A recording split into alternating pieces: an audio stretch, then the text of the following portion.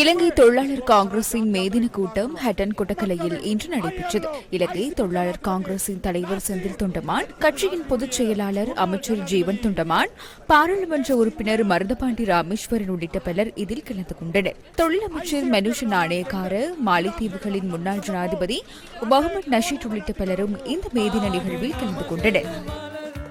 1000 ரூபாய் சம்பளம் பிரச்சனை இருக்க நேரம் அது வேற கோணத்தில் இருந்துச்சு. 1700 ரூபாய் சம்பளம் வர்ற நேரம் உங்களுக்கு தெரியும். இலங்கை தொழிலாளர் காங்கிரஸ் அரசாங்கத்தோட இருக்கிறாங்க. அப்ப அதுல ஒண்ணுமே சொல்ல மாட்டேங்கிறாங்க, வாங்கி கொடுக்க மாட்டேங்கிறாங்க அப்படின்ட்டு நாங்க சொன்னோம் உங்களுக்கு.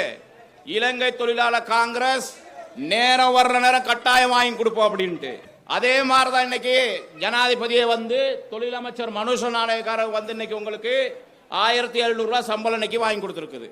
நிச்சயமாக இலங்கை தொழிலாளர் காங்கிரஸ் உங்களுக்கு காணி உரிமை வாங்கி கொடுக்கும், வீடமைப்பு திட்டத்தை கொண்டு வந்து கொடுக்கும்.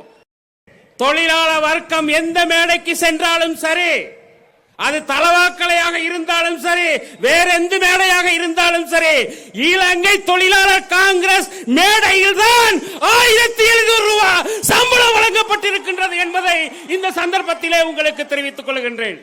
நாங்கள் பிரிந்து நின்று சாதிக்க முடியாது, ஒற்றுமையாக இருக்க வேண்டும். சில பைத்தியக்காரன் கேட்கிறான் காங்கிரஸ் என்ன செஞ்சுன்னு. ஒரு நாட்டின் ஜனாதிபதி, ஒரு நாட்டின் சர்வதேசம் ஏற்றுக்கொண்ட ஒரு மனுஷன் வந்து காங்கிரஸ் என்ன செஞ்சுன்னு ஒரு தொழிலாளர் தினத்துல காங்கிரஸ் மேடையில சொல்லிட்டு போறாரு. ஒரு நாட்டின் ஜனாதிபதியே சொல்லிட்டு போற நேரம் ஊமைய சபையில சிலர் உளறுவாயன்னு இருப்பான். அவனுக்கெல்லாம் நம்ம பதில் சொல்லிக்கிட்டு இருக்க தேவையில்ல. அதுதான் நாங்க உங்களுக்கு கொடுக்கிற பதில் காங்கிரஸ் மேடையில இருந்து.